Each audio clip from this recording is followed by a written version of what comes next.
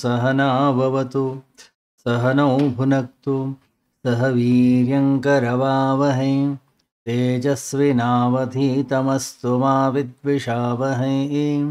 ॐ शान्ति शान्ति शान्तिः। ब्रह्मानन्दं परमसुखदं केवलं ज्ञानमूर्तिं द्वन्द्वातीतं गगनसदृशं तत्त्वमस्यादिलक्ष्यम् एकं नित्यं विमलमचलं सर्वधी साक्षिभूतं भावातीतं त्रिगुणरहितं सद्गुरुं तं नमामि। सदाशिवसमारम्भां शङ्कराचार्यमध्यमाम् अस्मदाचार्यपर्यन्तां वन्दे गुरुपरम्परां।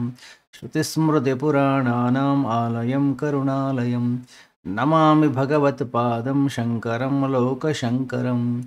शङ्करं शङ्कराचार्यं केशवं बादरायणं सूत्रभाष्यकृतौ वन्दे भगवन्तौ पुनः पुनः भगवन्तौ पुनः पुनः।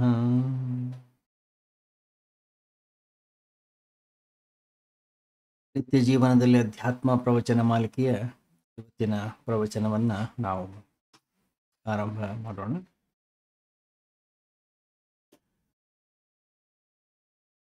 ನಿನ್ನೆ ನಾವು ಚಿಂತನೆಯನ್ನು ಮಾಡ್ತಾ ಇದ್ದೆವು ಪಾಪ ಮತ್ತು ಪುಣ್ಯ.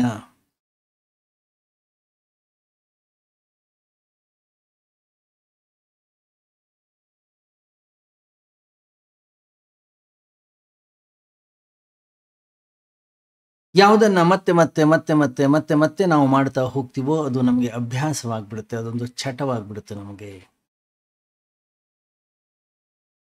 ಅದು ಕಾಮ ಇರಲಿ, ಅದು ಕ್ರೋಧ ಇರಲಿ, ಅದು ಲೋಭ ಇರಲಿ, ಅದು ಮೋಹವಿರಲಿ, ಏನೇ ಇರಲಿ, ಯಾವಾಗ ಅದನ್ನು ಮತ್ತೆ ಮತ್ತೆ ಮತ್ತೆ ಮತ್ತೆ ಅದನ್ನು ನಾವು ಅಭ್ಯಾಸವನ್ನು ಮಾಡಿಕೊಳ್ತೀವಿ ಅದು ನಮ್ಮ ಜೀವನದ ಅಂಗವಾಗಿಬಿಡುತ್ತೆ. ಅದನ್ನು ಮಾಡಿಕೊಳ್ಳದೆ ಇದ್ರೆ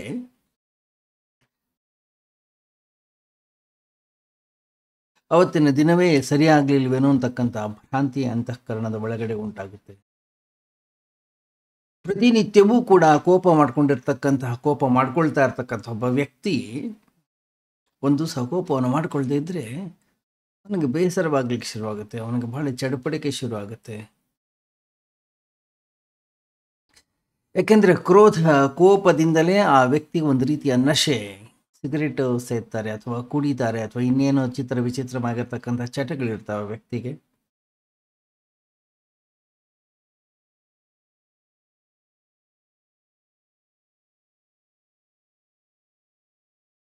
ಅದೇ ರೀತಿಯಲ್ಲಿ ಇದು ಕೂಡ ಒಂದು ಚಟವಾಗ್ಬಿಡತ್ತೆ. ಇದನ್ನೇ ಮತ್ತೆ ಮತ್ತೆ ಮತ್ತೆ ಮತ್ತೆ ಮಾಡ್ಲಿಕ್ಕೆ ಶುರು ಮಾಡ್ತಾನೆ ವ್ಯಕ್ತಿ, ಬಿಡ್ಲಿಕ್ಕಾಗೋದಿಲ್ಲ. ಯಾವ ಪಾಪ ಕೃತ್ಯಗಳನ್ನು ಮತ್ತೆ ಮತ್ತೆ ನಾವು ಪುನರಾವರ್ತನೆಯನ್ನು ಮಾಡ್ತೀವೋ ಅವು ಅಕ್ಷಮ್ಯ ಅಪರಾಧಗಳಾಗುತ್ತವೆ.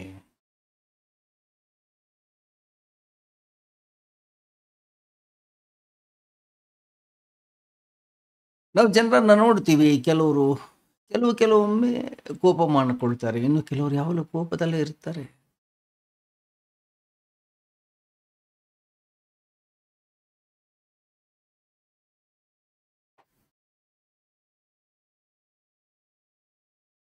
ಎಂಥ ಒಂದು ವಿಚಿತ್ರವಾಗಿರ್ತಕ್ಕಂಥ ಭ್ರಾಂತಿ ಅಂತಃಕರಣದ ಒಳಗಡೆಗೆ ಉಂಟಾಗ್ತದೆ ಅಂತಂದರೆ, ಯಾವಾಗ ನಾವು ಕೋಪದಲ್ಲಿದ್ದೀವಿ ನಾವು ಬಹಳ ಬಲವಂತರ ಹಾಗೆ, ಬಲಿಷ್ಠರ ಹಾಗೆ ಕಾಣಿಸ್ತೀವಿ. ಯಾಕಂದರೆ ಕ್ರೋಧ ಅನ್ನುವಂಥದ್ದೇನಿದೆ, ಕೋಪ ಅನ್ನುವಂಥದ್ದೇನಿದೆ ನಮ್ಮ ಅಹಂಕಾರವನ್ನು ನಿರ್ಮಾಣ ಮಾಡುತ್ತೆ, ಅಹಂಕಾರಕ್ಕೆ ಶಕ್ತಿಯನ್ನು ತುಂಬುತ್ತೆ. ಅಹಂಕಾರದ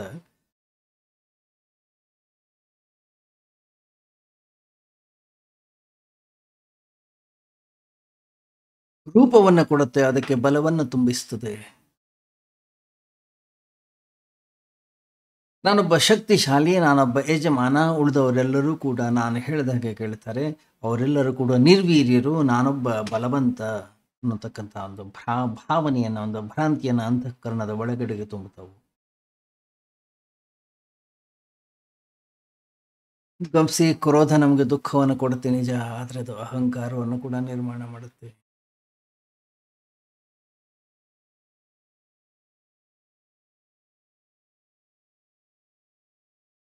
ಇಲ್ಲಿ ತನಕ ನಾವು ಅಹಂಕಾರವನ್ನು ರಕ್ಷಿಸ್ತೇವೆ, ಎಲ್ಲಿ ತನಕ ಅಹಂಕಾರದ ಪಾಲನೆ ಪೋಷಣೆಯಲ್ಲಿರ್ತೀವಿ ಅಲ್ಲಿ ತನಕ ನಾವು ಕಾಮಕ್ರೋಧಾದಿಗಳನ್ನು ಬಿಡ್ಲಿಕ್ಕೆ ಆಗೋದೇ ಇಲ್ಲ.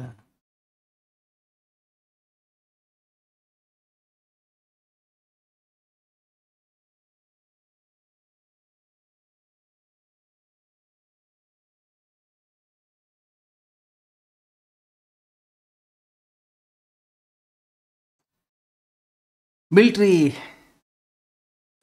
ಮಿತ್ರರಿದ್ರೊಬ್ರು. ಅವ್ರು ಯಾವಾಗಲೂ ಹೇಳೋರು, ಸ್ವಾಮೀಜಿ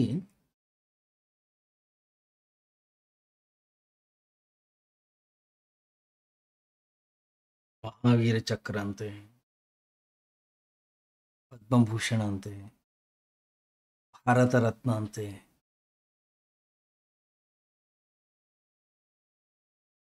ಏನದು ಗಮನಿಸಿ.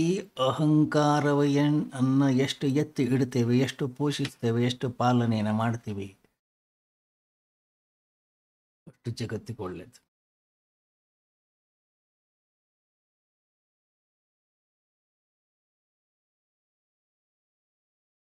ಮಹಾವೀರ ಚಕ್ರ ಅಂದ್ರೇನು, ಪದ್ಮಭೂಷಣ ಅಂದ್ರೇನು, ಭಾರತ ರತ್ನ ಏನು ಹೇಳಿ ಅದೆಲ್ಲವೂ ಕೂಡ ಅಹಂಕಾರವನ್ನು ಎತ್ತಿ ಇಡತಕ್ಕಂತಹ ಒಂದು ಪ್ರಕ್ರಿಯೆ.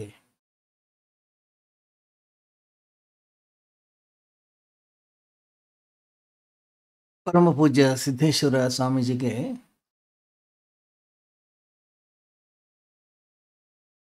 ಸರ್ಕಾರ ಅನೇಕ ಪ್ರಶಸ್ತಿಗಳನ್ನು ಕೊಡ್ಲಿಕ್ಕೆ ಬಂತು. ನನಗಿಂತಲೂ ಯೋಗ್ಯರಾಗಿರ್ತಕ್ಕಂಥವ್ರು ಈ ಜಗತ್ತಿನಲ್ಲಿ ಬಹಳಷ್ಟು ಜನ ಇದ್ದಾರೆ, ದಯವಿಟ್ಟು ಅವರಿಗೆ ಕೊಡಿ. ಕರ್ನಾಟಕ ಸರ್ಕಾರ ಅವರ ಆಶ್ರಮಕ್ಕೆ ಧನ ಸಹಾಯವನ್ನು ಮಾಡಲಿಕ್ಕೆ ಒಂದು ಹೆಜ್ಜೆ ಮುಂದಿಡ್ತು. ಅವ್ರು ಹೇಳಿದರು, ಇಲ್ಲ, ಆಶ್ರಮಗಳು ಭಕ್ತರಿಂದ ನಡೆಯಬೇಕಾಗಿರ್ತಕ್ಕಂಥದ್ದು, ಭಕ್ತರಿಂದ ಚೆನ್ನಾಗಿ ನಡೀತಾ ಇದೆ, ಬಹಳಷ್ಟು ಒಳ್ಳೆಯ ಕೆಲಸ ಕಾರ್ಯಗಳನ್ನು ನೀವು ಮಾಡ್ತಾ ಇದ್ದೀರಿ, ದಯವಿಟ್ಟು ಯಾರು ಒಳ್ಳೆಯ ಕೆಲಸಗಳನ್ನು ಮಾಡ್ತಾ ಇದ್ದಾರೆ ಅವರಿಗೆ ಕೊಡಿ, ನಮಗೆ ಅದರ ಅವಶ್ಯಕತೆ ಇಲ್ಲ. ನನಗೇನು ನೀವು ಪದ್ಮಭೂಷಣ ಅಥವಾ ಪದ್ಮವಿಭೂಷಣ, ಪದ್ಮ ಪ್ರಶಸ್ತಿಯನ್ನು ಕೊಡಬೇಕು ಅಂತ ಹೇಳ್ತಾ ಇದ್ದೀರಿ, ದಯವಿಟ್ಟು ನನಗೆ ಬೇಡ. ಯಾಕಂದರೆ ನಾನು ಅಂಥ ಉತ್ಕೃಷ್ಟವಾಗಿರ್ತಕ್ಕಂಥ ಅಂಥ ಒಳ್ಳೆಯ ಕೆಲಸವನ್ನು ನಾನು ಮಾಡಿಲ್ಲ, ನಾನೇನೂ ಮಾಡ್ತಾ ಇಲ್ಲ. ಒಬ್ಬ ಸನ್ಯಾಸಿಯಾಗಿ, ನಾನು ಸಾಧುವಾಗಿ, ಒಬ್ಬ ಸಾಧಕನಾಗಿ ಏನು ಮಾಡಬೇಕು ಅದನ್ನು ನಾನು ಮಾಡ್ತಾ ಇದ್ದೀನಿ. ಅದೇನಂತ ದೊಡ್ಡ ವಿಶೇಷ ಅಲ್ಲ. ಹೊರಗಡೆ ಜಗತ್ತಿನಲ್ಲಿ ಬಹಳಷ್ಟು ಜನ ಒಳ್ಳೊಳ್ಳೆ ಕೆಲಸ ಕಾರ್ಯಗಳನ್ನು ಮಾಡ್ತಾ ಇದ್ದಾರೆ, ದಯವಿಟ್ಟು ಅವರಿಗೆ ಕೊಡಿ. ಎಂಥ ವ್ಯಕ್ತಿತ್ವ!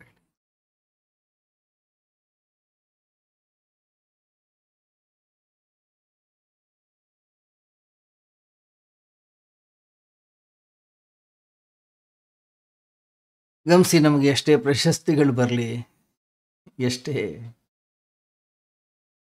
ಗೌರವ ಆದರಗಳು ನಮಗೆ ಸಿಗಲಿ, ನಾವು ಈ ಜಗತ್ತನ್ನು ಬಿಟ್ಟು ಹೋಗುವಾಗ ನಾವು ಒಬ್ಬರೇ ಹೋಗಬೇಕು. ನಮ್ಮ ಪದ್ಮ ಪ್ರಶಸ್ತಿಯನ್ನು ನಮ್ಮ ಕೈನಲ್ಲಿ ತೊಗೊಂಡು ಹೋಗ್ಲಿಕ್ಕೆ ಆಗೋದಿಲ್ಲ. ಎಲ್ಲವನ್ನು ಇಲ್ಲೇ ಬಿಟ್ಟು ಹೋಗ್ಬೇಕು.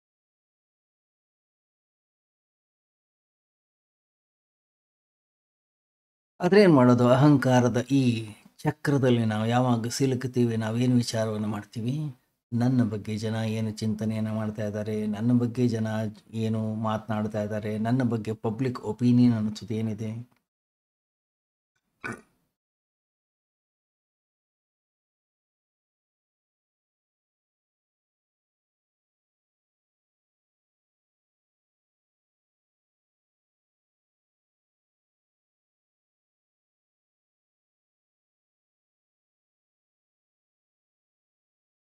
ಜನ ಹೇಳ್ತಾರೆ, ಸ್ವಾಮೀಜಿ, ಈ ಜಗತ್ತಿನಲ್ಲಿ ನಾವು ಜೀವನವನ್ನು ಮಾಡಬೇಕು, ಹಾಗಾದರೆ ನಾವು ಕೋಪವನ್ನು ಮಾಡಿಕೊಳ್ಳೇಬೇಕಾಗತ್ತೆ. ನಾವು ಕೋಪವನ್ನು ಮಾಡಿಕೊಳ್ಳದೆ ಇದ್ದರೆ ಜನ ಏನಂತಾರೆ, ಇವನೊಬ್ಬ ಹೇಡಿ ಅಂತಾರೆ, ನಿಶಕ್ತ ಅಂತಾರೆ, ಇವನು ಸಬಲನಲ್ಲ ಅಂತ ಹೇಳ್ತಾರೆ, ದುರ್ಬಲ ವ್ಯಕ್ತಿ ಅಂತ ಹೇಳ್ತಾರೆ. ಬಟ್ ಕೋಪವನ್ನು ಮಾಡ್ಕೊಳ್ಳೋದ್ರಿಂದ, ಕ್ರೋಧವನ್ನು ಮಾಡ್ಕೊಳ್ಳೋದ್ರಿಂದ ನಿನ್ನ ಮನಸ್ಸು ಅಶಾಂತಿ ಆಗ್ತದಲ್ಲ. ಹೌದು, ಆದರೂ ಕೂಡ ಜನ ಹೇಗೆ ಹೇಳ್ತಾರೆ, ಸರಿ ಹಾಗಾದ್ರೆ ಅಶಾಂತವಾಗಿ ಇರು, ಯಾವಾಗ ಬೇಕು ಅವಾಗ ಕೋಪವನ್ನು ಮಾಡ್ಕೊ, ತಪ್ಪೇನಿದೆ, ತಪ್ಪೇನಿಲ್ವೇ ಇಲ್ಲ.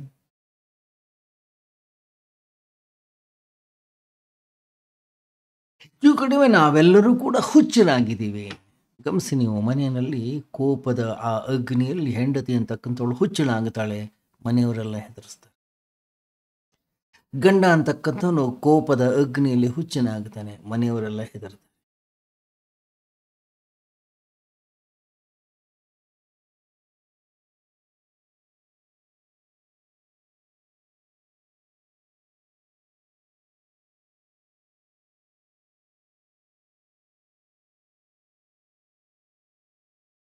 ಮನಃಶಾಸ್ತ್ರಜ್ಞರು ಹೇಳ್ತಾರೆ, ಯಾವ ತಂದೆ ತಾಯಿಗಳು ಅವರ ಮಕ್ಕಳನ್ನ ಬಹಳಷ್ಟು ಹೆದರಿಸ್ತಾರೋ, ಎಲ್ಲೇ ಶಕ್ತಿಶಾಲಿಯಾಗಿರ್ತಕ್ಕಂಥ ತತ್ವ ಕಾಣಲಿ ಆ ಮಕ್ಕಳು ಹೆದರ್ಲಿಕ್ಕೆ ಶುರು ಆಗ್ತಾರೆ. ಯಾವಾಗಲೂ ಭಯಭೀತರಾಗಿರ್ತಾರೆ. ಯಾವಾಗಲೂ ಕೂಡ ಅವರ ಅಂತಃಕರಣ ಕಂಪಿಸ್ತಾ ಇರುತ್ತೆ.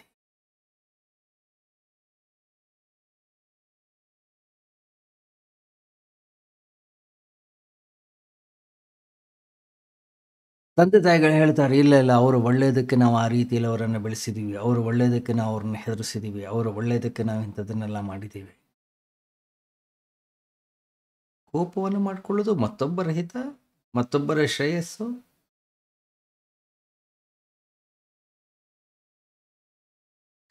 ಗಮನಿಸಿ, ನಮ್ಗೆ ಇನ್ನೊಬ್ಬರಿಗೆ ಹಿಂಸೆಯನ್ನು ಕೊಡದೆ ಜೀವನವನ್ನು ಮಾಡಲಿಕ್ಕೆ ಆಗ್ತಾ ಇಲ್ಲ. ಎಷ್ಟು ಮಟ್ಟಿಗೆ ಆಗಿದೆ ಅಂತಂದರೆ, ಆರಂಭದಲ್ಲಿ ಮತ್ತೊಬ್ಬರನ್ನ ತಿದ್ದಲಿಕ್ಕೆ ಅಥವಾ ಒಳಿತನ್ನು ಮಾಡಲಿಕ್ಕೆ, ಶ್ರೇಯಸ್ಸನ್ನು ಮಾಡಲಿಕ್ಕೆ, ಜಗತ್ತಿನಲ್ಲಿ ಏನೋ ಒಂದು ಹೊಸತನವನ್ನು ತರಲಿಕ್ಕೆ ಕೋಪ ಮಾಡ್ಕೊಳ್ತೀವಿ. ಆಮೇಲೆ ಬರ್ತಾ ಬರ್ತಾ ಬರ್ತಾ ಬರ್ತಾ ಅದು ಎಷ್ಟು ಅಭ್ಯಾಸವಾಗುತ್ತೆ ಅಂತಂದರೆ, ಹಿಂಸೆಯನ್ನು ಮಾಡೋದ್ರಲ್ಲಿ ನಮ್ಗೆ ಅದು ಖುಷಿ, ಸಂತೋಷ, ಸಂಭ್ರಮ ಉಂಟಾಗ್ಲಿಕ್ಕೆ ಶುರುವಾಗುತ್ತೆ.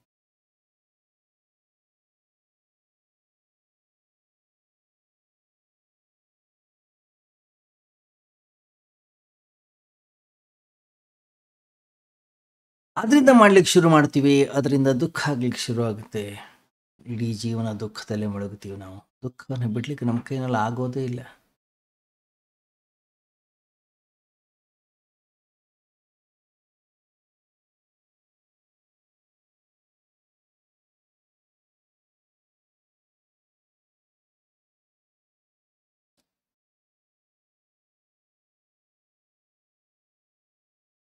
ಗಮನಿಸಿ, ನೀವು ವ್ಯಕ್ತಿಯ ಅಂತಃಕರಣದ ಒಳಗಡೆಗೆ ಒಳಿತನ್ನು ಮಾಡಬೇಕು ಅಂತಿದೆ, ಶ್ರೇಯಸ್ಸನ್ನು ಮಾಡಬೇಕು ಅಂತಿದೆ, ಮಂಗಳ ಕಾರ್ಯಗಳನ್ನು ಮಾಡಬೇಕು ಅಂತಿದೆ.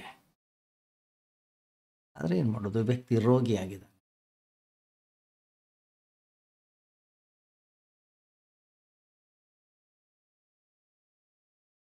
ಎಲ್ಲಿ ಅವನು ಹೊರಗಡೆ ಹೋಗಲಿ ರೋಗವನ್ನು ಹಂಚುತ್ತಾನೆ, ದುಃಖವನ್ನು ಹಂಚುತ್ತಾನೆ, ಅಶಾಂತಿಯನ್ನು ಹಂಚುತ್ತಾನೆ.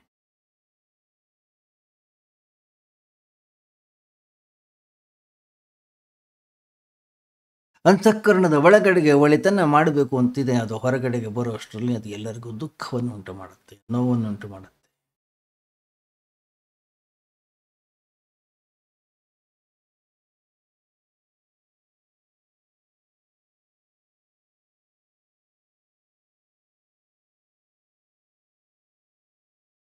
ಒಳಿತನ ಮಾಡೋದಂದ್ರೆ ಏನು? ಜಗತ್ತನ್ನು ತಿದ್ದುವಂಥದ್ದು, ಜನರನ್ನು ತಿದ್ದುವಂಥದ್ದು.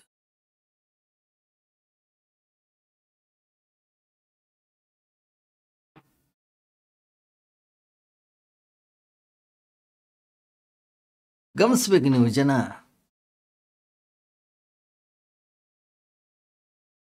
ಯಾವಾಗ ವ್ಯಕ್ತಿ ದುಃಖಿಯಾಗಿರ್ತಾನೆ, ಜನ ಎಲ್ಲ ನೋಡ್ಲಿಕ್ಕೆ ಬರ್ತಾರೆ, ಜನ ಎಲ್ಲ ಅವನ್ನ ಮಾತಾಡಿಸ್ತಾರೆ, ಜನ ಎಲ್ಲ ಅವನಿಗೆ ಹಾಲು ಹಣ್ಣುಗಳನ್ನು ತಂದು ಕೊಡ್ತಾರೆ, ಅವನ ಆರೋಗ್ಯವನ್ನು ವಿಚಾರಿಸ್ತಾರೆ. ಜನರಿಗೆ ಎಷ್ಟು ಅಭ್ಯಾಸ ಆಗುತ್ತೆ ಅಂತಂದರೆ, ಅವರು ರೋಗದಿಂದ ಹೊರಗೆ ಬರಲಿಕ್ಕೆ ಇಷ್ಟಪಡಲ್ಲ. ಯಾಕೆಂತಂದರೆ ಎಲ್ಲಿ ತನಕ ವ್ಯಕ್ತಿ ಆರೋಗ್ಯವಂತನಾಗಿರ್ತಾನೆ ಅಲ್ಲಿ ತನಕ ಜನ ಯಾರು ಬಂದು ಅವನನ್ನು ವಿಚಾರಿಸೋದೇ ಇಲ್ಲ. ದುಃಖದಲ್ಲಿದ್ದಾಗ ಮಾತ್ರ ಬಂದು ವಿಚಾರಿಸ್ತಾರೆ.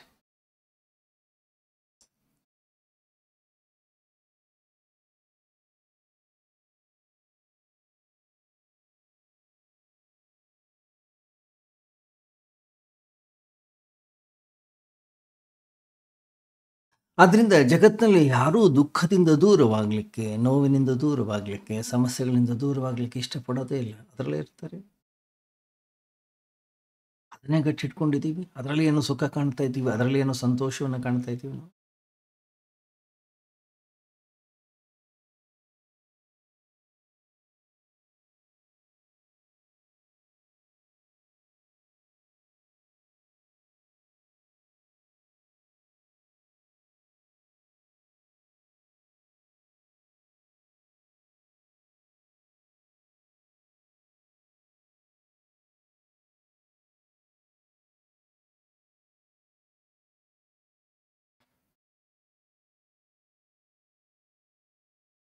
ಬಹಳಷ್ಟು ಜನ ಈ ಜಗತ್ತಲ್ಲಿ ಸಮಾಜ ಸುಧಾರಕರ ಕೆಲಸವನ್ನು ಮಾಡ್ತಾ ಇದ್ದಾರೆ. ಯಾರೋ ಕುಡಿತಾ ಇದ್ದಾರೆ, ಅವರನ್ನು ಕುಡಿಯೋದನ್ನು ನಿಲ್ಲಿಸುವಂಥದ್ದು. ಯಾರೋ ಸಿಗರೇಟ್ ಸೇದ್ತಾ ಇದ್ದಾರೆ, ಅದನ್ನು ನಿಲ್ಲಿಸುವಂಥದ್ದು.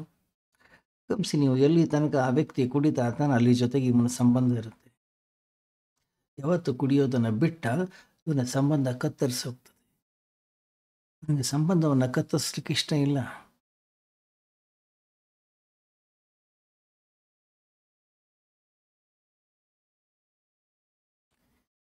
ನಮ್ಮ ಇಬ್ಬರು ಮಿತ್ರರಿದ್ರು, ಬಹಳ ಅದ್ಭುತ ವ್ಯಕ್ತಿಗಳು. ಒಬ್ಬರನ್ನ ಕಂಡ್ರೆ ಒಬ್ಬರಿಗೆ ಆಗ್ತಿರ್ಲಿಲ್ಲ. ಯಾವಾಗ ನೋಡಿದ್ರು ಇವನು ಕಂಡ್ರೆ ಅವನು ಬೈಯೋದು, ಅವನು ಕಂಡ್ರೆ ಇವನು ಬೈಯೋದು. ಹಿಂದೆ ಮುಂದೆ ಎಲ್ಲ ಕಡೆಗೂ ಬರೀ ಬೈಯೋದೇ ಬೈಯೋದು, ನಿಂದನೆ ಮಾಡೋದೇ. ಒಂದು ಸಾರಿ ಒಬ್ಬ ವ್ಯಕ್ತಿ ಸತ್ತು ಹೋದ. ವಯಸ್ಸಾಗಿತ್ತು, ಬೇರೆ ಬೇರೆ ಥರದ ಕಾಯಿಲೆಗಳಿತ್ತು, ಬೇರೆ ಬೇರೆ ಥರದ ಸಮಸ್ಯೆಗಳಿತ್ತು. ಸತ್ತೋದ ಅವನಷ್ಟೇ. ಜನ ಅಂತಾರೆ, ಇವನ ಕತೆ ಏನು, ಇವನು ಸತ್ತೋಗ್ತಾನೆ, ಇವನು ಜಾಸ್ತಿ ದಿವಸ ಇರೋದಿಲ್ಲ. ಯಾಕೆ? ಅವನಿಗೆ ಬೈಯೋದ್ರಲ್ಲಿ ಅವನಿಗೆ ರಸ ಇತ್ತು, ಅವನನ್ನು ನಿಂದನೆ ಮಾಡೋದ್ರಲ್ಲಿ ಇವನಿಗೆ ಆಸಕ್ತಿ ಇತ್ತು. ಅವನೇ ಇಲ್ಲ ಅಂದ್ಕೊಳ್ಳಿ, ಇವನು ಕೂಡ ಸತ್ತು ಹೋಗ್ತಾನೆ. ಆಶ್ಚರ್ಯ, ಕೇವಲ 3 ತಿಂಗಳಲ್ಲೇ ಸತ್ತು ಹೋದ.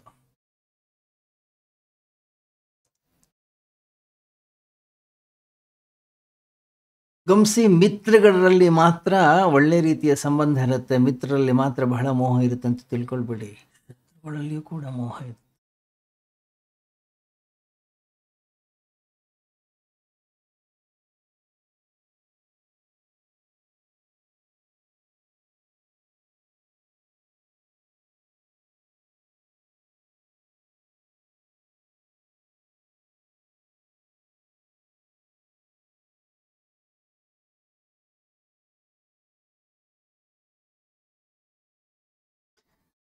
ಇವತ್ತು ಮಹಾತ್ಮ ಗಾಂಧೀಜಿ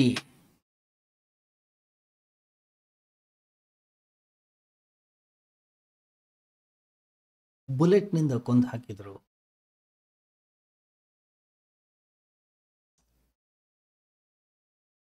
ಗಾಂಧೀಜಿ ಸತ್ರು, ಶೂಟ್ ಮಾಡಿದ್ರು ಅವ್ರಿಗೆ. ಜಿನ್ನಾ ತನ್ನ ಮನೆಯ ಹೊರಗಡೆಯ ತೋಟದಲ್ಲಿ ಕೂತ್ಕೊಂಡಿದ್ದಂತೆ. ಜನ ಬಂದು ಕೇಳಿದ್ರು, ನಿಮಗೂ ಒಂದಿಷ್ಟು ರಕ್ಷಣೆಯನ್ನು ಕೊಡೋದು ಒಳ್ಳೇದಂತ ಅನ್ಸುತ್ತೆ, ರಕ್ಷಣೆ ತಗೊಳ್ಳೋದು ಒಳ್ಳೆಯದು. ಗೊತ್ತಿಲ್ಲ ಯಾರು ಯಾವಾಗ ಏನು ಮಾಡ್ತಾರೆ, ಯಾವ ರೀತಿ ವ್ಯವಹಾರವನ್ನು ಮಾಡ್ತಾರೆ ಗೊತ್ತಿಲ್ಲ. ಅವನು ಯಾವಾಗಲೂ ಕೂಡ ಹೇಳೋನಂತೆ, ನಾನು ಸಹಾಯ ಮಾಡಿದ್ದೇನೆ ಸ್ವಾತಂತ್ರ್ಯವನ್ನು ತರಲಿಕ್ಕೆ, ನಾನು ಜನರಿಗೆ ಉಪಕಾರವನ್ನು ಮಾಡಿದ್ದೇನೆ, ನಾನು ಈ ದೇಶಕ್ಕೆ ಶ್ರೇಯಸ್ಸನ್ನು ಉಂಟು ಮಾಡಿದ್ದೀನಿ.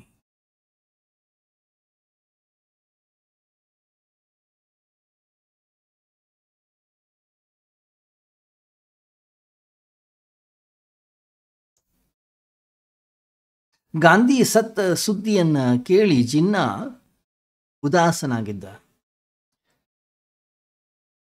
ಪರ್ಸನಲ್ ಸೆಕ್ರೆಟರಿ ವಿಚಾರ ಮಾಡಿಕೊಂಡು ಬಂದಂತೆ, ಮೋಸ್ಟ್ಲಿ ಗಾಂಧಿ ಸತ್ತಿದ್ದಕ್ಕೆ ಜಿನ್ನಾಗೆ ಖುಷಿಯಾಗಿರ್ಬೋದು, ಸಂತೋಷವಾಗಿರ್ಬೋದು. ಇಲ್ಲ, ಬಹಳ ಉದಾಸನಾಗಿ ಕುಳಿತುಕೊಂಡಿದ್ದಂತೆ. ಪರ್ಸನಲ್ ಸೆಕ್ರೆಟರಿ ಬಂದು ಕೇಳಿದ್ದಂತೆ, ಯಾಕೆ ಉದಾಸನಾಗಿದ್ದೀವಿ?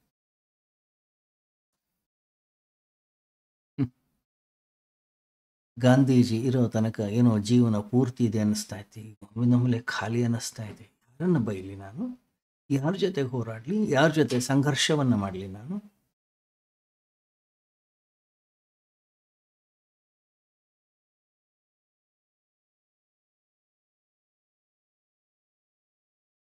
ಗಾಂಧಿ ಅಂತ ವ್ಯಕ್ತಿಯನ್ನೇ ಸಾಯಿಸಿದ ಮೇಲೆ ಜನ, ಇನ್ನು ನನ್ನ ಕತೆ ಏನು? ಎಷ್ಟು ಆಶ್ಚರ್ಯ, ಕೆಲವೇ ತಿಂಗಳುಗಳಲ್ಲಿ ಜಿನ್ನಾ ಕೂಡ ಸತ್ತು ಹೋದ.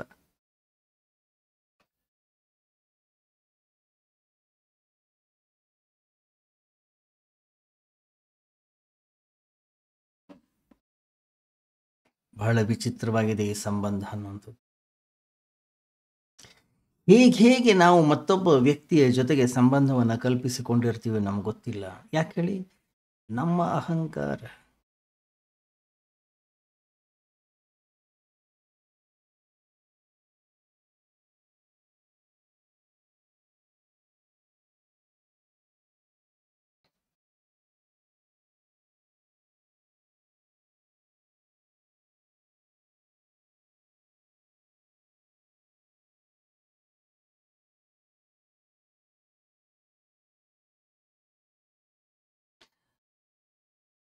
ನಾವು ಏನು ದುಃಖವನ್ನು ಅನುಭವಿಸ್ತಾ ಇದ್ದೀವಿ ಅಥವಾ ನಾವೇನು ಆ ದುಃಖದ ಒಂದು ಆ, ಪ್ರವಾಹದಲ್ಲಿ ಹೋಗ್ತಾ ಇದ್ದೀವಿ, ಅದರಲ್ಲೂ ಒಂದು ರೀತಿಯ ಸುಖವಿದೆ. ಗಮನಿಸಿ ನೀವು, ರೋಗಗ್ರಸ್ತಳಾಗಿರ್ತಕ್ಕಂತಹ ಸ್ತ್ರೀ ಇರ್ತಾಳೆ, ಅವಳ ಪಾಲನೆ ಪೋಷಣೆಯನ್ನು ಮಾಡ್ತಾ ಇರ್ತಾನೆ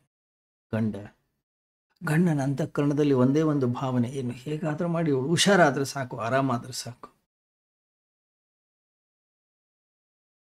ದೊಡ್ಡ ದೊಡ್ಡ ಆಸ್ಪತ್ರೆಗೆ ಕರ್ಕೊಂಡು ಹೋಗ್ತಾನೆ, ಹಾಸ್ಪಿಟ್ಲಿಗೆ ಆಪರೇಷನ್ ಮಾಡಿಸ್ತಾನೆ, ನಾನಾ ಥರದ ಔಷಧಿಗಳನ್ನು ಕೊಡಿಸ್ತಾನೆ.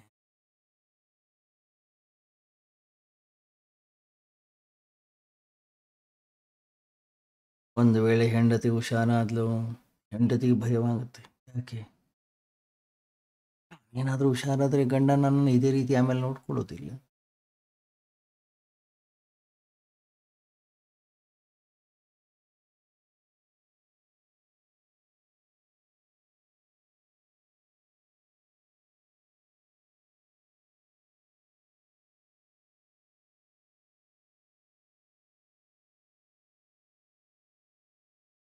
ಬಹಳ ವಿಚಿತ್ರವಾಗಿದೆ ನಮ್ಮ ಮನಸ್ಸು ಅಷ್ಟು ಸರಳವಿಲ್ಲ, ಅಷ್ಟು ಸುಧಾರಿಲ್ಲ.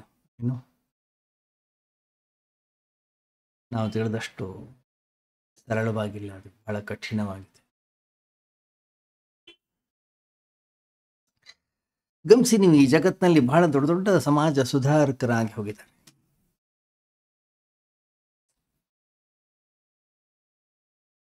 ನಮ್ಮ ಮಿತ್ರೊಬ್ಬರಿದ್ರು,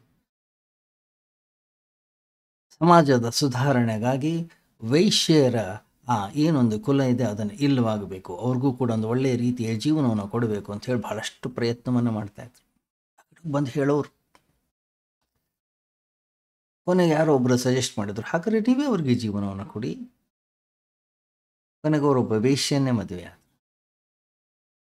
ಜೀವನದಲ್ಲಿ ಉತ್ಸಾಹವೇ ಹೊರಟೋಯ್ತು. ಯಾಕೆಂದರೆ ವೇಶ್ಯ ಪತ್ನಿ ಆದ್ಲು. ಪತ್ನಿ ಆದಮೇಲೆ ವೇಶ್ಯರನ್ನು ಉದ್ಧಾರ ಮಾಡೋದಾದ್ರೆ ಹೇಗೆ? ಯಾರನ್ನಾದ್ರೂ ಒಬ್ಬರು ಉದ್ಧಾರ ಮಾಡಬೇಕಲ್ವ ನಾವು?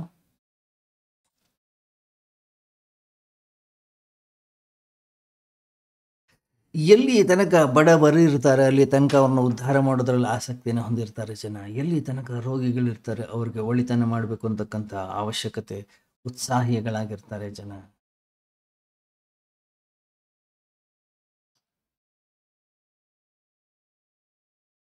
ಎಲ್ಲಿ ತನಕ ಜನ ದುಃಖದಲ್ಲಿರ್ತಾರೆ ಅವರನ್ನು ದುಃಖದಿಂದ ದೂರ ಮಾಡಬೇಕು ಅಂತ ಹೇಳಿ ಸಹಾನುಭೂತಿಯನ್ನು ತೋರಿಸ್ಲಿಕ್ಕೆ ಜನ ಇರ್ತಾರೆ. ಒಂದು ವೇಳೆ ಅವರು ದುಃಖದಿಂದ ದೂರವಾದರೂ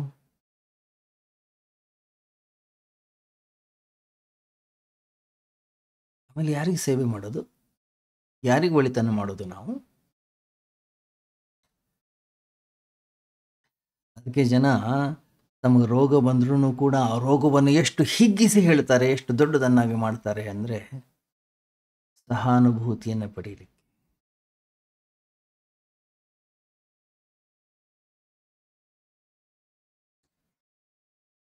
ಬಹಳ ವಿಚಿತ್ರ ಇದೆ ಈ ಜಗತ್ತು. ಗಮನಿಸಿ ನೀವು, ವ್ಯಕ್ತಿಗೆ ತಲೆನೋವಾಗಿರುತ್ತೆ ಅಂತಾನೆ, ನನಗೆ ತಲೆನೋವು ಎಷ್ಟು ಮಟ್ಟಿಗೆ ಅಂದರೆ ಹಿಮಾಲಯ ಪರ್ವತವೇ ನನ್ನ ತಲೆ ಮೇಲೆ ಕೂತು ಹಾಕಿದೆ.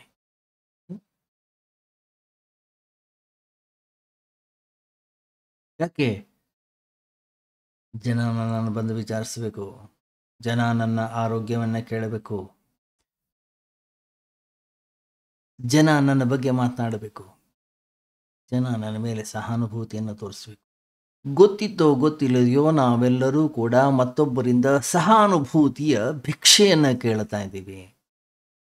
ಮತ್ತೊಬ್ಬರು ನಮ್ಮನ್ನು ವಿಚಾರಿಸಲಿ, ಮತ್ತೊಬ್ಬರು ನಮ್ಮ ಕಡೆಗೆ ಗಮನವನ್ನು ಹರಿಸಲಿ, ಮತ್ತೊಬ್ಬರು ನನ್ನ ಬಗ್ಗೆ ಮಾತನಾಡಲಿ.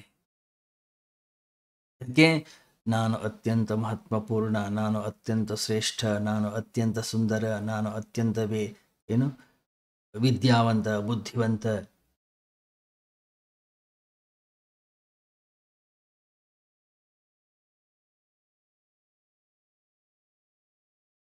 ಗಮನಿಸಿ ನೀವು, ಈ ಜಗತ್ತಿನಲ್ಲಿ ಒಂದು ಸಂಕಲ್ಪವನ್ನು ಮಾಡೋಣ. ಮುಂದಿನ 1 ವಾರಗಳ ಕಾಲ ನಾನು ನನ್ನ ಜೀವನದ ಯಾವುದೇ ದುಃಖವನ್ನು ಮತ್ತೊಬ್ಬರ ಹತ್ರ ಹೇಳ್ಕೊಳ್ಳೋದಿಲ್ಲ, ನನ್ನ ಸಮಸ್ಯೆನ ನಾನು ಬೇರೆಯವ್ರ ಹತ್ರ ಹೇಳ್ಕೊಳ್ಳೋದಿಲ್ಲ. ಯಾವತ್ತು ನೀವು ನಿಮ್ಮ ದುಃಖವನ್ನು ಮತ್ತೊಬ್ಬರ ಹತ್ರ ಹೇಳ್ಕೊಳ್ಳೋದನ್ನು ನಿಲ್ಲಿಸ್ತೀರೋ, ಈ ಜಗತ್ತಿನಲ್ಲಿ ನಿಮಗೆ ಸಹಾನುಭೂತಿ ಸಿಗೋದು ಹೊರಟೋಗ್ಬಿಡುತ್ತೆ.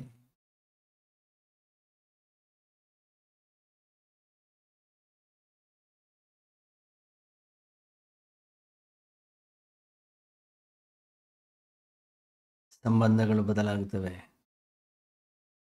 ಅದರಿಂದ ಈ ಜಗತ್ತಲ್ಲಿ ಪ್ರತಿಯೊಬ್ಬ ವ್ಯಕ್ತಿಯೂ ಕೂಡ ಏನಾದರೂ ಒಂದು ರೋಗವನ್ನು ಹಿಡ್ಕೊಂಡಿರ್ತಾನೆ. ಯಾಕೆ? ಆ ರೋಗ ಇದ್ದರೆ ಜನ ಅವನನ್ನು ಮಾತಾಡಿಸ್ತಾರೆ, ಆ ರೋಗ ಇದ್ದರೆ ಜನ ಅವನನ್ನು ಗುರುತಿಸ್ತಾರೆ, ಆ ರೋಗದ ಮೂಲಕ ಜನ ಅವನಿಗೊಂದು ಸ್ಥಾನವನ್ನು ಕೊಡ್ತಾರೆ. ಮುಂದಿನ 7 ದಿನಗಳಲ್ಲಿ ನಮ್ಮ ಜೀವನದಲ್ಲಿ ಬರ್ತಕ್ಕಂಥ ಬರೀ ಸುಖದ, ಆನಂದದ, ಸಂತೋಷದ, ಸಂಭ್ರಮದ ಚರ್ಚೆಯನ್ನು ಮಾಡಿ.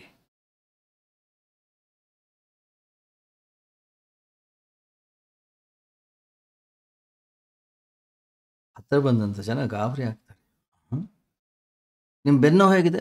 ಏನಿಲ್ಲ, ಆರಾಮಾಗಿದ್ದೀನಿ ನಾನು. ಜನ ಅಂತಾರೆ, ಆರಾಮಾಗಿದೆ? ಹೊಟ್ಟೆ ನೋವು ಇಲ್ಲವೇ ಇಲ್ಲ. ಅಸಿಡಿಟಿ ಎಲ್ಲಿದೆ? ಅಸಿಡಿಟಿನೇ ಇಲ್ಲ ಈಗ ನಮಗೆ. ಅರೇ, ನೀವು ಖುಷಿಯಾಗಿದ್ದೀರಿ ಅಂತಂದ್ರೆ ನಿಮ್ಮ ಹತ್ರ ಏನು ಮಾತಾಡೋದು? ಚರ್ಚೆ ಮಾಡಲಿಕ್ಕೆ ಏನಿದೆ? ನಿಮ್ಮ ಸೊಸೆ ಹೇಗಿದ್ದಾರೆ? ಸೊಸೆ ಚೆನ್ನಾಗಿದ್ದಾರೆ. ಮಗ ಫಸ್ಟ್ ಕ್ಲಾಸ್. ಮನೆಯಲ್ಲಿ ಯಾವ ಸಮಸ್ಯೆಯೂ ಇಲ್ಲ.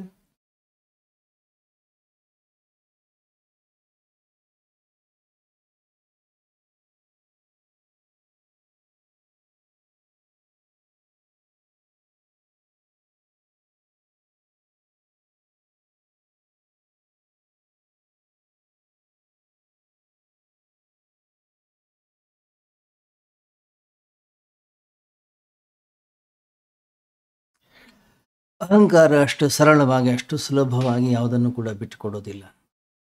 ಅಹಂಕಾರಕ್ಕೆ ಜನ ಬೇಕು, ಅಹಂಕಾರಕ್ಕೆ ಮಾತುಗಳು ಬೇಕು, ಅಹಂಕಾರಕ್ಕೆ ತನ್ನದೇ ಆದಂತಹ ವ್ಯಕ್ತಿತ್ವವನ್ನು ಎಲ್ಲ ಕಡೆಗೂ ತೋರಿಸ್ಕೊಳ್ಬೇಕು ಅನ್ನೋಂಥದ್ದು ಬಹಳ.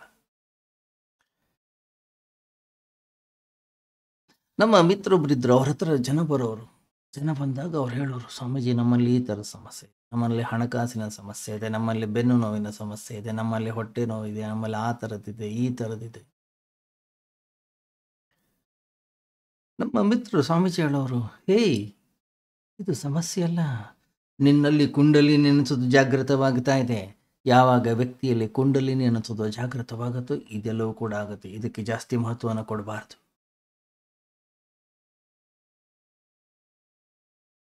ಕುಂಡಲಿನಿ ಜಾಗೃತ ಆಗ್ತೈತೆ. ಹೌದು.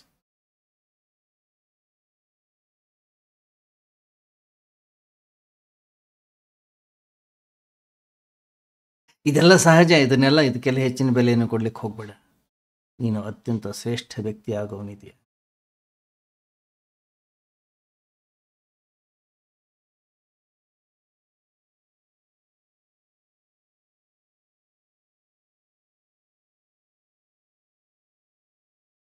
ಗಮನಿಸಿ, ವ್ಯಕ್ತಿ ಅವನ ದುಃಖದ, ಅವನ ಸಮಸ್ಯೆಯ, ಅವನ ತಾಪತ್ರಯಗಳ ಲಕ್ಷ್ಯವನ್ನೇ ಬೇರೆ ಕಡೆ ಹರಿಸ್ತಾ ಇದ್ದಾನೆ.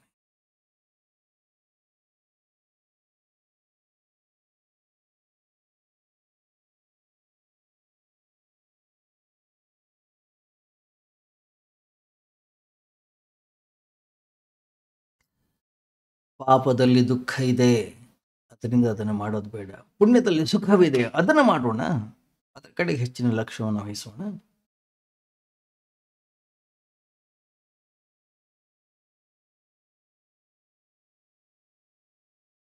ಎಲ್ಲಿಯ ತನಕ ನನಗೆ ಪಾಪದಲ್ಲಿ ಹೆಚ್ಚಿನ ಆಸಕ್ತಿ ಇದೆಯೋ, ದುಃಖದಲ್ಲಿ ಹೆಚ್ಚಿನ ಆಸಕ್ತಿ ಇದೆಯೋ, ನಾವು ಎಷ್ಟೇ ಸತ್ಸಂಗಕ್ಕೆ ಹೋಗಲಿ, ಎಷ್ಟೇ ಪ್ರವಚನಗಳನ್ನು ಕೇಳಲಿ, ಎಷ್ಟೇ ಅಧ್ಯಯನವನ್ನು ಮಾಡಲಿ, ಎಷ್ಟೇ ಅಧ್ಯಾಪನವನ್ನು ಮಾಡಲಿ, ಎಲ್ಲ ಸುಮ್ಮನೆ ತಲೆ ಮೇಲಿಂದ ಹೋಗುತ್ತಷ್ಟೇ.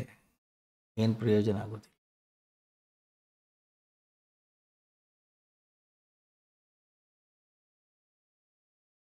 ಗಮನಿಸಿ, ಈ ಜಗತ್ತಿನಲ್ಲಿ ಎಲ್ಲಿ ತನಕ ಆ ವ್ಯಕ್ತಿ ಪಾಪದಲ್ಲಿದ್ದಾನೆ, ಅಹಂಕಾರಿ ಆಗಿರ್ತಾನೆ, ಎಲ್ಲಿ ತನಕ ವ್ಯಕ್ತಿ ಅಹಂಕಾರಿ ಆಗಿರ್ತಾನೆ, ಅಲ್ಲಿ ತನಕ ಭಿಕ್ಷೆಯನ್ನು ಬೇಡ್ತಾ ಇರ್ತಾನೆ. ಯಾವ ರೀತಿಯಲ್ಲಿ?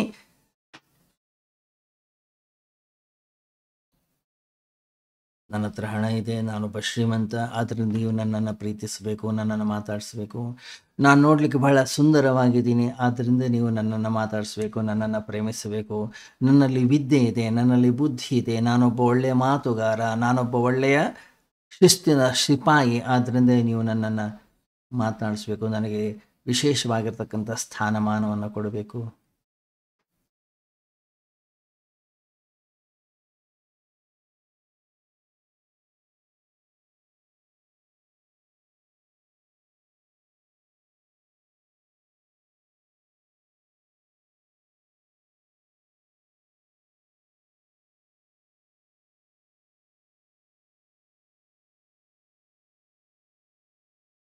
ಎಷ್ಟು ವಿಚಿತ್ರವಾದಂಥ ಒಂದು ಜೀವನ ನಮ್ಮದು ಅಂತಂದರೆ,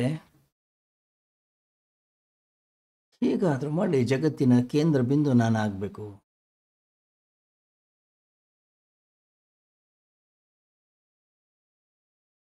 ಜನ ನನ್ನ ಬಗ್ಗೆ ಮಾತಾಡಬೇಕು, ಜನ ನನ್ನ ಬಗ್ಗೆ ಚಿಂತನೆಯನ್ನು ಮಾಡಬೇಕು. ಅದಕ್ಕಾಗಿ ವ್ಯಕ್ತಿ ರೋಗಿ ಆಗ್ತಾನೆ, ಅದಕ್ಕಾಗಿ ವ್ಯಕ್ತಿ ಭಿಕ್ಷುಕನಾಗ್ತಾನೆ, ಅದಕ್ಕಾಗಿ ವ್ಯಕ್ತಿ ಏನು ಮಾಡ್ತಾನೆ.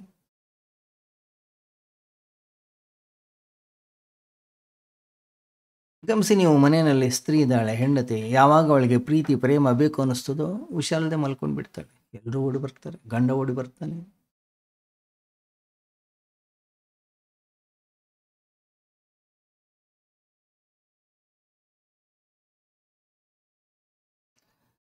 ಗಮನಿಸಿ, ಅವಳು ನಾಟಕ ಮಾಡ್ತಾ ಇದ್ದಾಳೆ, ಅದು ಕೂಡ ಅರ್ಥವಲ್ಲ, ನಿಜವಾಗ್ಲೂ ಇರುತ್ತೆ. ಅವ್ರು ಬಂದ ಮೇಲೆ ಸರಿ ಹೋಗುತ್ತದು.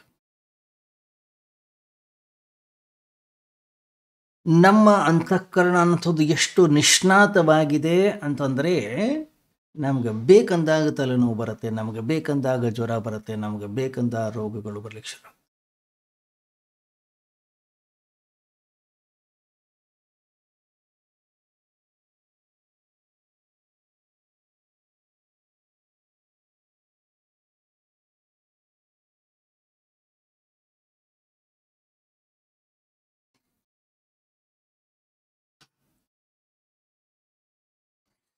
ಗಮನಿಸಿ ನೀವು, ಯಾವುದಾದ್ರೂ ವ್ಯಕ್ತಿಗೆ ಹುಷಾರಿಲ್ಲ ಅಂತಂದರೆ ಎಲ್ಲ ಕೆಲಸಗಳನ್ನು ಅವನು ದೂರ ಇಡಬೇಕು, ಎಲ್ಲವನ್ನೂ ಬದಿಗಿಟ್ಟು ಅವನ ಕಡೆಗೆ ಲಕ್ಷ್ಯವನ್ನು ವಹಿಸಬೇಕಾಗುತ್ತೆ.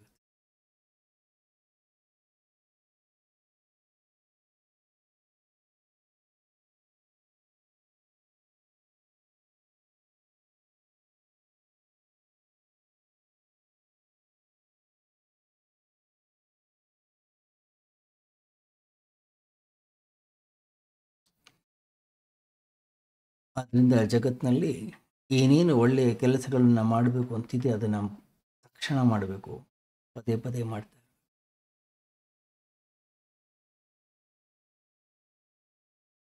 ಪಾಪ ಕೇವಲ ಸುಖದ ಆಶ್ವಾಸನೆಯನ್ನು ಕೊಡುತ್ತೆ, ಸುಖವನ್ನು ಕೊಡೋದಿಲ್ಲ.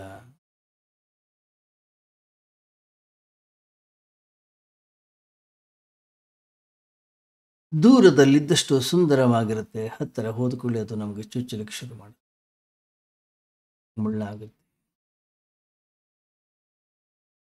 ಪುಣ್ಯ ಅನ್ನೋದು ನಮಗೆ ಆಶ್ವಾಸನೆಯನ್ನು ಕೊಡೋದಿಲ್ಲ, ಅದು ಸುಖವನ್ನೇ ಕೊಡುತ್ತೆ.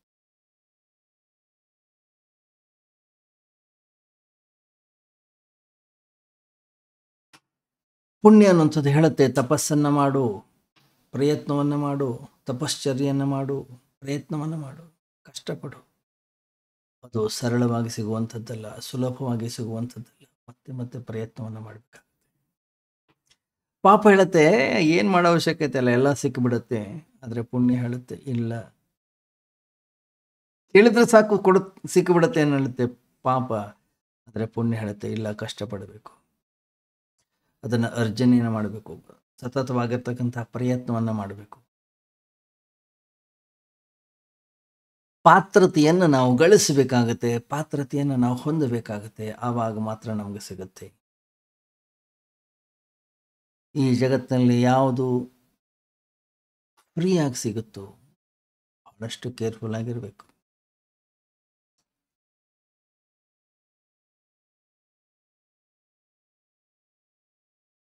ಯಾವುದು ಅತ್ಯಂತ ಸರಳವಾಗಿ ಸಿಗುತ್ತೋ, ಸುಲಭವಾಗಿ ಸಿಗುತ್ತೋ,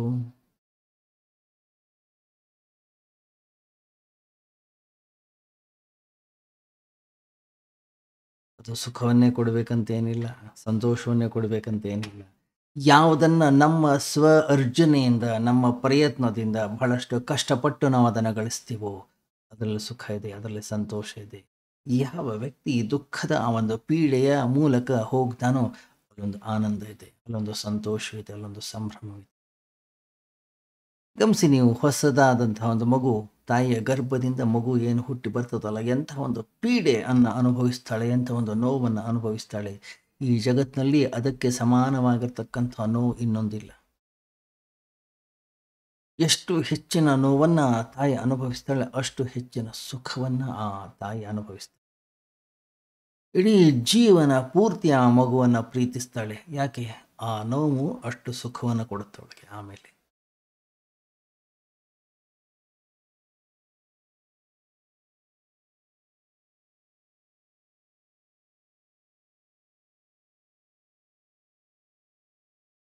ಗಮನಿಸಿ, ನಾವು ಪ್ರಯತ್ನವನ್ನು ಪಡೋದಾದರೆ ಪಾಪವನ್ನು ಹೇಗೆ ಪುನರುಕ್ತಿ ಮಾಡ್ತೀವೋ ಅದೇ ರೀತಿಯಲ್ಲಿ ಪುಣ್ಯವನ್ನು ಕೂಡ ಮತ್ತೆ ಮತ್ತೆ ಪುನರುಕ್ತಿಯನ್ನು ಮಾಡಲಿಕ್ಕೆ ಸಾಧ್ಯ ಇದೆ.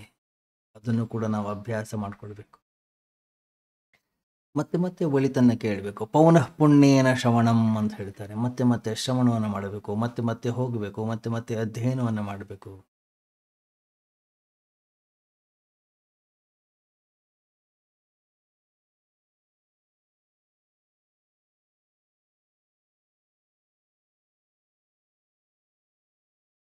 ಗಮನಿಸಿ, ಪಾಪದ ಫಲ ಯಾವಾಗ ಸಿಗುತ್ತೆ? ಯಾವಾಗದು ಪಕ್ವವಾಗುತ್ತೋ, ಅಂದರೆ ಕೊನೆಯಾಗಿ ಸಿಗುತ್ತೆ. ಆರಂಭದಲ್ಲಿ ಸುಖದ ಭ್ರಾಂತಿಯನ್ನು ಉಂಟು ಮಾಡ್ತದದು.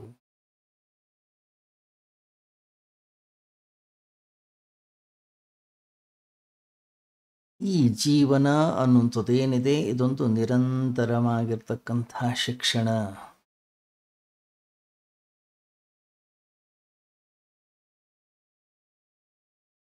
ಯಾವುದರಿಂದ ಒಳಿತಾಗ್ತಾ ಇದೆ, ಯಾವುದರಿಂದ ಒಳ್ಳೆಯದಾಗಿದೆ, ಯಾವುದರಿಂದ ನಾವು ವಿಕಾಸವನ್ನು ಹೊಂದ್ತಾ ಇದ್ದೀವಿ, ಅದನ್ನು ಮತ್ತೆ ಮತ್ತೆ ಮತ್ತೆ ಮತ್ತೆ ಮತ್ತೆ ಮಾಡ್ತಾನೆ ಇರಬೇಕು. ಅದರ ಕಡೆಗೆ ಹೆಚ್ಚಿನ ಲಕ್ಷ್ಯವಿರಬೇಕು, ಅದರ ಕಡೆಗೆ ಹೆಚ್ಚಿನ ಗಮನ ಇರಬೇಕಾಗುತ್ತೆ. ನಾವು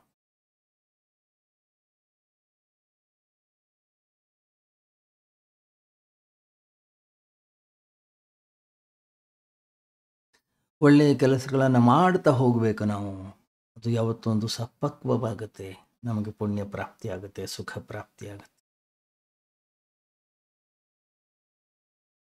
ಅಲ್ಲಿ ತನಕ ಮಾಡ್ತಾನೆ ಇರಬೇಕು. ಬೇರೆ ದಾರಿ ಅನ್ನೋಂಥದ್ದೇ ಇಲ್ಲ.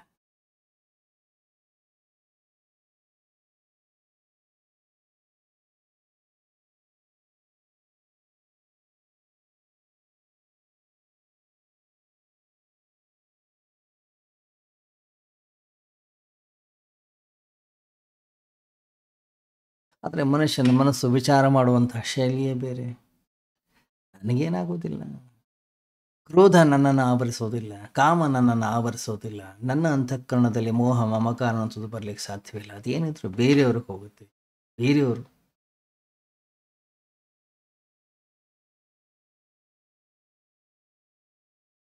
ಈ ರೀತಿಯ ಭಾವನೆ ಅಂತಃಕರಣದಲ್ಲಿ ಬೇಡ.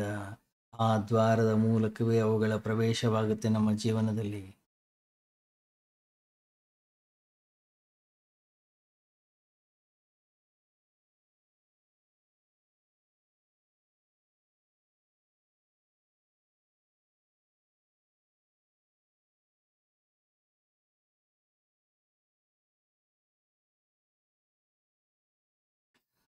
ಗಮನಿಸಿ, ಈ ಜಗತ್ತಿನಲ್ಲಿ ಎಷ್ಟು ಒಳ್ಳೊಳ್ಳೆಯ ಶಾಸ್ತ್ರ ಗ್ರಂಥಗಳಿವೆ. ಭಗವದ್ಗೀತೆ ಇದೆ, ವೇದ ಇದೆ, ಕುರಾನ್ ಇದೆ, ಬೈಬಲ್ ಇದೆ. ಏನಿಲ್ಲ, ಎಲ್ಲವೂ ಹೇಳ್ತವೆ. ಮಾಮೇಕಂ ಶರಣಂ ವ್ರಜ, ನನಗೆ ಶರಣಾಗತಿಯನ್ನು ಹೊಂದು, ನನ್ನ ಶರಣಾಗತನಾಗು, ಒಳಗೆ ಬಾ. ದುಷ್ಟಶಕ್ತಿ, ಕೆಟ್ಟದ್ದು, ಪಾಪ, ಅದಕ್ಕೆ ಯಾವುದೇ ರೀತಿಯ ಶಾಸ್ತ್ರ ಗ್ರಂಥವಿಲ್ಲ.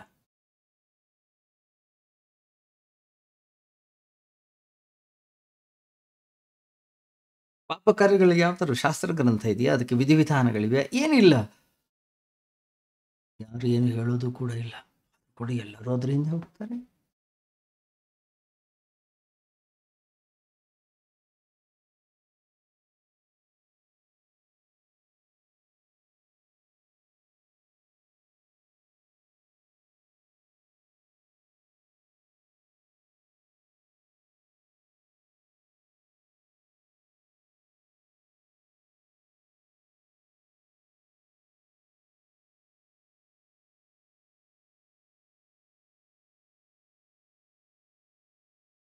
ಮನುಷ್ಯನ ಮನಸ್ಸು ಅಂತದ್ದು ಬಹಳ ವಿಚಿತ್ರ.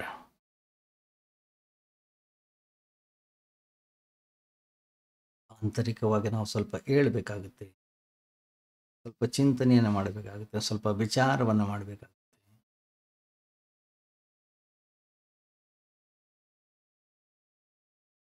ಸಕಾರಾತ್ಮಕವಾಗಿರ್ತಕ್ಕಂಥ ದೃಷ್ಟಿಕೋನವನ್ನು ನಾವು ಬೆಳೆಸ್ಕೊಳ್ಬೇಕಾಗುತ್ತೆ. ನಕಾರಾತ್ಮಕ ದೃಷ್ಟಿಕೋನ ತನ್ನಿಂದ ತಾನೇ ಬೆಳ್ಕೊಳ್ಳುತ್ತೆ ಈ ಜಗತ್ತಿನಲ್ಲಿ. ಕಸಕಡ್ಡಿಗಳು, ಬೇಡವಾಗಿರ್ತಕ್ಕಂಥ ಮುಳ್ಳು ಕಡ್ಡಿಗಳು, ಜಾಲಿ ಮರ ತನ್ನಿಂದಾನೇ ಬೆಳ್ಕೊಳ್ಳುತ್ತೆ. ಅದಕ್ಕೆ ನಾವೇನು ಬೀಜ ಹಾಕಬೇಕಾಗಿಲ್ಲ, ಗೊಬ್ಬರ ಹಾಕಬೇಕಾಗಿಲ್ಲ, ಅದನ್ನು ಬೆಳೆಸಬೇಕಾಗಿಲ್ಲ.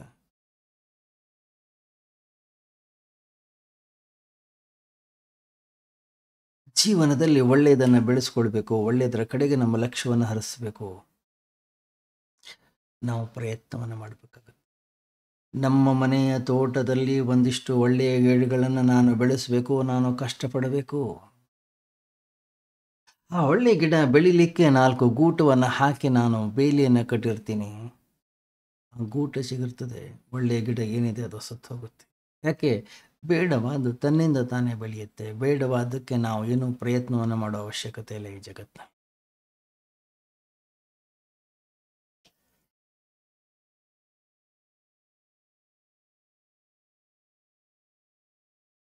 ಗಮನಿಸಿ, ನಾವು ಭಗವಂತನ ಮೇಲೆ ಆಸ್ತಿಯನ್ನು ಹೊಂದೋದಿಲ್ಲ, ಭಗವಂತನ ಮೇಲೆ ಭರವಸೆಯನ್ನು ಹೊಂದೋದಿಲ್ಲ. ಸಂತ ಮಹಾಂತರು, ದೊಡ್ಡ ದೊಡ್ಡ ಮಹಾರಾಜರು, ರಾಜರ್ಷಿಗಳು, ಮಹಾತ್ಮರು, ಸಾಧು ಸಂತರು ಸಾರಿ ಸಾರಿ ಹೇಳ್ತಾರೆ.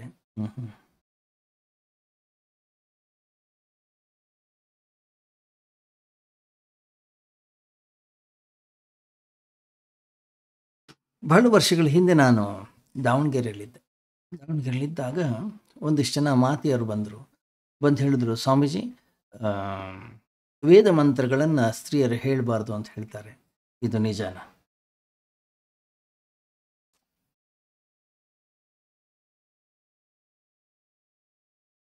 ಅಲ್ಲಮ್ಮ, ನಿಮಗೆ ಹೇಳಲಿಕ್ಕೆ ಬೇಕಾದಷ್ಟು ಗ್ರಂಥಗಳಿವೆಯಲ್ಲ, ಅದನ್ನು ಹೇಳಿ. ಅದನ್ನೇ ಹೇಳಬೇಕಂತ ಏನಿದೆ?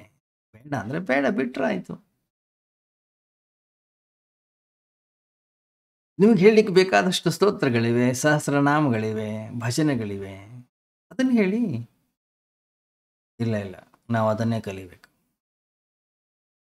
ನೀವು ಹೇಳ್ಕೊಡಿ.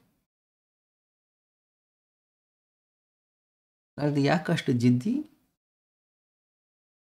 ಕಲೀಲಿಕ್ಕೆ ಬೇಕಾದಷ್ಟಿದೆ, ಅದನ್ನು ಹೇಳಿ. ಇಲ್ಲ ಇಲ್ಲ, ನಾವು ಅದನ್ನೇ ಕಲಿಬೇಕು. ಸರಿ, ನಾಳೆ ಬೆಳಗ್ಗೆ ಬನ್ನಿ, ನಾನು ಹೇಳ್ಕೊಡ್ತೀನಿ. ಎಲ್ಲಿ ತನಕ ಹೇಳಬಾರ್ದು ಅನ್ನುವಂಥ ಭಾವನೆ ಇತ್ತು, ಅಲ್ಲಿ ತನಕ ಅದನ್ನು ಕಲಿಬೇಕು ಅಂತಿತ್ತು. ಯಾವಾಗ ನಾವು ಹೇಳ್ಕೊಡ್ತೀನಿ ಅಂದ್ವಿ, ಯಾರೂ ಬರಲೇ ಇಲ್ಲ, ಯಾರು ಕಲೀಲಿಕ್ಕೆ ತಯಾರಿಲ್ಲ.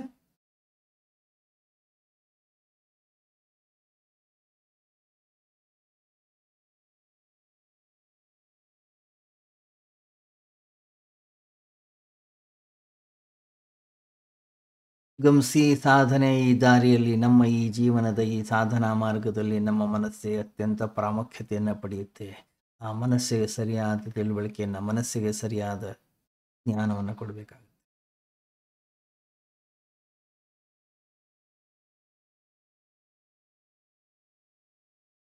ಈ ಜೀವನದಲ್ಲಿ ನಾವು ಏನನ್ನೇ ಗಳಿಸಬೇಕೋ ಕಷ್ಟಪಡಬೇಕು, ಪ್ರಯತ್ನವನ್ನು ಮಾಡಬೇಕು. ಎಡವದೆಯ ಮೈಗಾಯ ಒಡೆಯದೆಯ ಮಗುವಾರು ನಡೆಯ ಕಲಿತವನು ಮತಿ ನೀತಿ ಗತಿಯ. ಪೂಜ್ಯ TBG ಹೇಳ್ತಾರೆ, ಯಾರು ಜಾರಿಲ್ಲ, ಯಾರು ಬಿದ್ದಿಲ್ಲ, ಯಾರು ಎಡುವಲಿಲ್ಲ, ಬಹಳಷ್ಟು ಪ್ರಯತ್ನವನ್ನು ಪಟ್ಟು.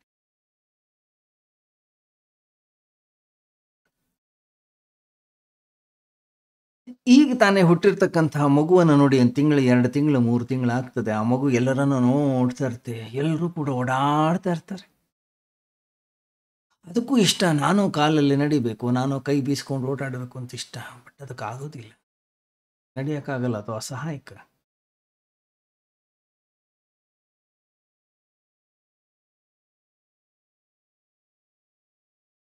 ಗಮನಿಸಿದರೆ ನೀವು ಎಷ್ಟು ಕಷ್ಟಪಡುತ್ತದು? ಸುಮ್ಮನೆ ಕೈ ಕಾಲನ್ನು ಬಡಿಲಿಕ್ಕೆ ಶುರು ಮಾಡುತ್ತೆ. ನಾವು ಹೇಗೆ ಓಡಾಡ್ತೀವಿ ಅದೇ ರೀತಿಯಲ್ಲಿ ಮಲ್ಕೊಂಡಲ್ಲೇ ಕೈ ಕಾಲುಗಳನ್ನು ಅಲುಗಾಡಿಸ್ಲಿಕ್ಕೆ ಶುರು ಮಾಡುತ್ತೆ.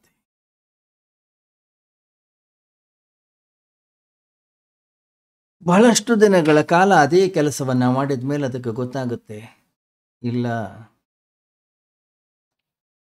ನಾನು ಮುಂದೆ ಹೋಗ್ತಾ ಇಲ್ಲ, ಅವ್ರ ಥರ ನಡೀಲಿಕ್ಕೆ ನನ್ನ ಕೈನಲ್ಲಿ ಆಗ್ತಾ ಇಲ್ಲ.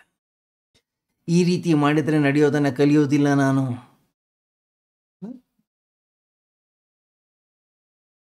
ಗಮನಿಸಿದ್ರ? ಹೀಗಿರೋ ಮಗು ಹೀಗೆ ಬೀಳುತ್ತೆ, ಉಲ್ಟಾ ಆಗುತ್ತೆ. ಎಷ್ಟು ಖುಷಿ, ಎಷ್ಟು ಸಂತೋಷ, ಎಷ್ಟು ಕೈಕಾಲು ಬಡಿಕೊಳ್ಳುತ್ತೆ ಹೇಳಿ. ಅದು ಎಷ್ಟು ಖುಷಿ ಆಗತ್ತೆ. ಅದಕ್ಕೆ ಅಷ್ಟು ಶ್ರಮ ಪಡುತ್ತೆ, ಅಷ್ಟು ಕಷ್ಟಪಡುತ್ತೆ ಆ ಮಗು.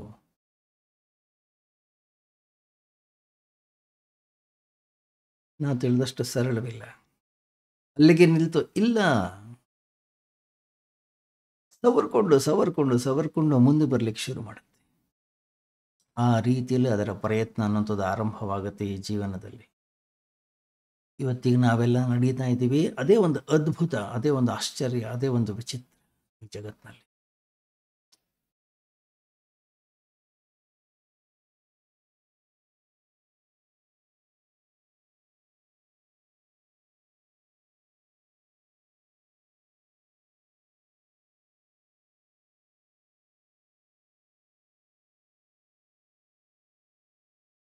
ಜೀವನದಲ್ಲಿ ಯಾವುದು ಕೂಡ ಸರಳವಾಗಿ ಬರೋದಿಲ್ಲ, ಜೀವನದಲ್ಲಿ ಯಾವುದು ಕೂಡ ಸುಲಭವಾಗಿ ಬರೋದಿಲ್ಲ.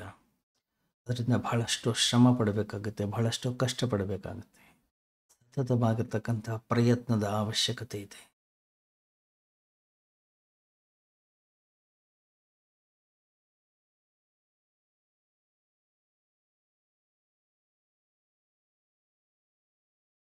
ಯಾವುದು ಪ್ರಯತ್ನವಿಲ್ಲದೆಯೇ ನಮಗೆ ಪ್ರಾಪ್ತಿ ಆಗ್ತಾ ಇದೆಯೋ ಅದ್ರ ಬಗ್ಗೆ ಬಹಳಷ್ಟು ಜಾಗರೂಕವಾಗಿರಬೇಕು, ಬಹಳಷ್ಟು ಹುಷಾರಾಗಿರ್ಬೇಕು ನಾವು. ಯಾಕೆಂದರೆ ಯಾವುದೇ ರೀತಿಯ ಪ್ರಯತ್ನವಿಲ್ಲದೆ ಈ ಜಗತ್ತಿನಲ್ಲಿ ಏನನ್ನೂ ಕೂಡ ಪಡೀಲಿಕ್ಕಾಗೋದಿಲ್ಲ, ಯಾವುದನ್ನು ಕೂಡ ಗಳಿಸ್ಲಿಕ್ಕಾಗೋದಿಲ್ಲ. ನಮ್ಮ ಕೈಯಲ್ಲಿ ಅನಾಯಾಸವಾಗಿ ಸಿಗ್ತಾ ಇದೆ. ಹಾಗಾದರೆ ಆ ವಿಷಯದ ಮೇಲೆ ಸಂಶಯವನ್ನು ಪಡಬೇಕಾಗುತ್ತೆ. ಅದು ಸುಳ್ಳಿರ್ಬೋದು, ಅದೊಂದು ಭ್ರಾಂತಿ ಇರ್ಬೋದು.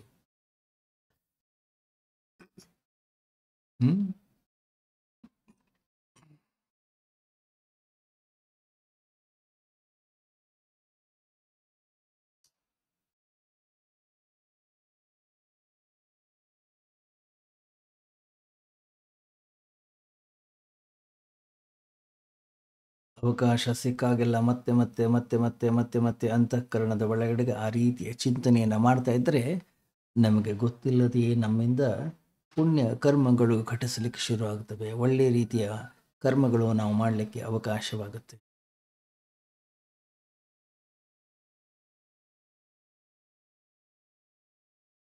ಅದನ್ನು ಕೂಡ ಸತತವಾಗಿರ್ತಕ್ಕಂಥ ಅಭ್ಯಾಸದ ಮೂಲಕ ನಾವು ಗಳಿಸಬೇಕು. ಮುಂದುವರಿಯುತ್ತೆ ನಾಳೆ ಚಿಂತನೆ. ಓಂ ಸರ್ವೇ ಭವಂತು ಸುಖಿನಃ, ಸರ್ವೇ ಸಂತು ನಿರಾಮಯಾಃ, ಸರ್ವೇ ಭದ್ರಾಣಿ ಪಶ್ಯಂತು ಮಾ ಕಶ್ಚಿತ್ ದುಃಖಭಾಗ್ ಭವೇತ್. ಅಸತೋ ಮಾ ಸದ್ಗಮಯ ತಮಸೋ ಮಾ ಜ್ಯೋತಿರ್ಗಮಯ ಮೃತ್ಯೋರ್ಮಾ ಅಮೃತಂಗಮಯ. ಓಂ ಶಾಂತಿ ಶಾಂತಿ ಶಾಂತಿ. ಹರಿ ಓಂ. ಶ್ರೀ ಗುರುಭ್ಯೋ ನಮಃ. ಹರಿ ಓಂ.